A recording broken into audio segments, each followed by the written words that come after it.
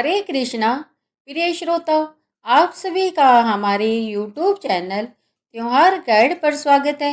इस वीडियो में हम सभी मल मास या अधिक मास में आने वाली एकादशी के संबंध में संपूर्ण जानकारी प्राप्त करेंगे कि कमला एकादशी कब है, इसकी पूजा का शुभ मुहूर्त क्या है, पूजा विधि क्या है और इसकी व्रत कथा क्या है तथा इस दिन किए गए मंत्र जप का फल क्या मिलता है।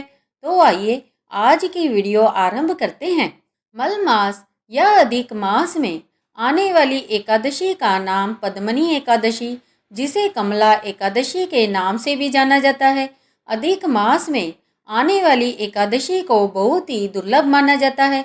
अधिक मास या मल मास में आने वाली एकादशी का पद्म पुराण में अधिक महत्व बताया गया है, क्योंकि यह एकादशी सिर्फ अधिक मास यानी कि पुरुषोत्तम मास में ही पड़ती है। यही वजह है कि इसे अत्यंत दुर्लभ और पुण्यदायी एकादशी कहा जाता है। ज्येष्ठ का अधिक मास 17 मई से 15 जून 2026 तक रहेगा, जिसे पुरुषोत्तम मास भी कहा जाता है। इस मास के स्वामी स्वयं श्री हरि विष्णु हैं और एकादशी तिथि भी भगवान विष्णु को ही समर्पित है। ऐसे में पद्मनी एकादशी का व्रत रखकर पूजा करने से दोगुना फल की प्राप्ति होती है। इसे कमला या पुरुषोत्तमी एकादशी भी कहते हैं। हिंदू पंचांग के अनुसार पद्मनी एकादशी का व्रत जो महीना अधिक हो जाता है उस पर निर्भर करता है। अतः पद्मनी एकादशी का उपवास करने के लिए कोई चंद्रमास तय नहीं है। अधिक मास को लीप के महीने के नाम से भी जाना जाता है। धार्मिक मान्यताओं के अनुसार इस एकादशी का व्रत करने से व्यक्ति को भगवान विष्णु और माँ लक्ष्मी की कृपा प्राप्त होती है। व्यक्ति की आर्थिक स्थिति भी मजबूत होती है, जीवन के पापों से मुक्ति मिलती है, सुख समृद्धि और वैभव की प्राप्ति होती है, संतान सुख की प्राप्ति के योग बनते हैं, हर प्रकार की मनोकामनाएं पूर्ण होती है, साथ ही पितरों को भी मोक्ष प्राप्त होता है। मान्यता है कि इस दिन विधि विधान से पूजा और विष्णु भगवान के मंत्र जाप करने से साल भर की सभी एकादशियों के समान पुण्य फल प्राप्त होता है और व्यक्ति के बुरे दिन भी अच्छे दिनों में बदलने लगते हैं। आइए जानते हैं कि अधिक मास की पहली एकादशी कमला यानी कि पद्मनी एकादशी का व्रत कब रखा जाएगा। हिंदू पंचांग की गणना के अनुसार अधिक मास के शुक्ल पक्ष की एकादशी तिथि का आरंभ 27 मई को सुबह 6:22 से होगा। यह तिथि अगले दिन 28 मई को सुबह 7:22 तक रहेगी। ऐसे में उदय तिथि के नियमों का पालन करते हुए कमला एकादशी का व्रत 27 मई 2026 को ही रखा जाएगा। चलिए अब जानते हैं कमला एकादशी व्रत की पूजा विधि क्या है। इस दिन सुबह जल्दी उठकर भगवान विष्णु का ध्यान करें। इसके बाद स्नान करें और स्वच्छ वस्त्र धारण करें। इसके बाद अपने घर के पूजा घर में भगवान विष्णु के पास बैठकर हाथ में जल लेकर व्रत का संकल्प लें। इसके बाद एक लकड़ी की चौकी पर पीले रंग का वस्त्र बिछाए। इस पर भगवान विष्णु और माता लक्ष्मी की प्रतिमा स्थापित करें। अब देसी घी का दीपक जलाए और धूप जलाए। अब भगवान को फल और मिठाई का भोग लगाए। अब भगवान विष्णु के मंत्रों का जप करें और फिर एकादशी कथा का पाठ करें। अंत में भगवान विष्णु और माता लक्ष्मी की आरती करें। अंत में सभी को प्रसाद वितरित करें।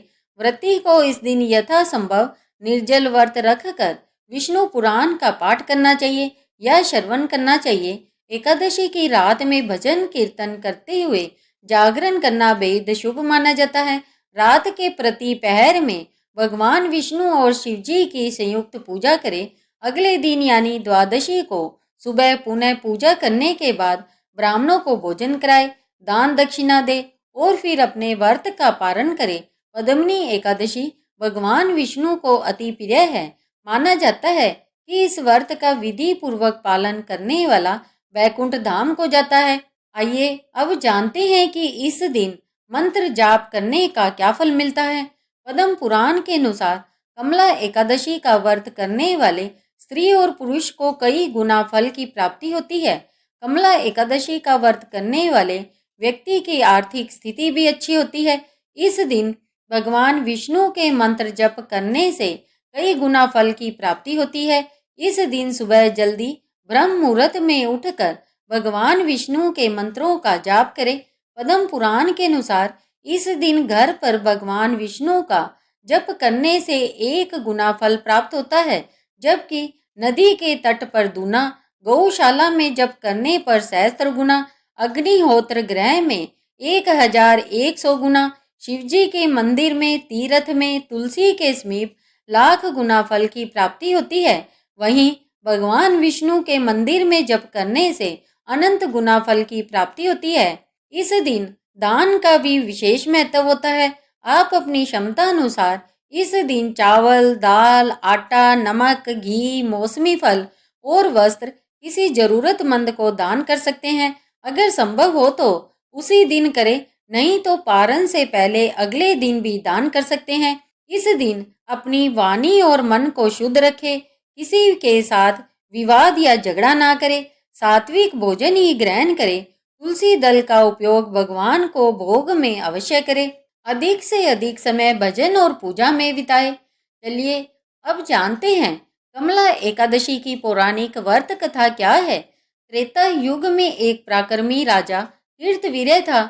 इस राजा की कई रानियां थी, परंतु किसी भी रानी से राजा को पुत्र की प्राप्ति नहीं हुई। संतानहीन होने के कारण राजा और उनकी रानियां तमाम सुख सुविधाओं के बावजूद दुखी रहते थे।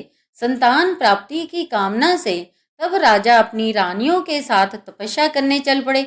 हजारों वर्ष तक तपस्या करते हुए राजा की सिर्फ हड्डियां ही शेष रह गई, परंतु उनकी तपस्या सफल न हो सकी। रानी ने तब देवी अनुसुईया से उपाय पूछा।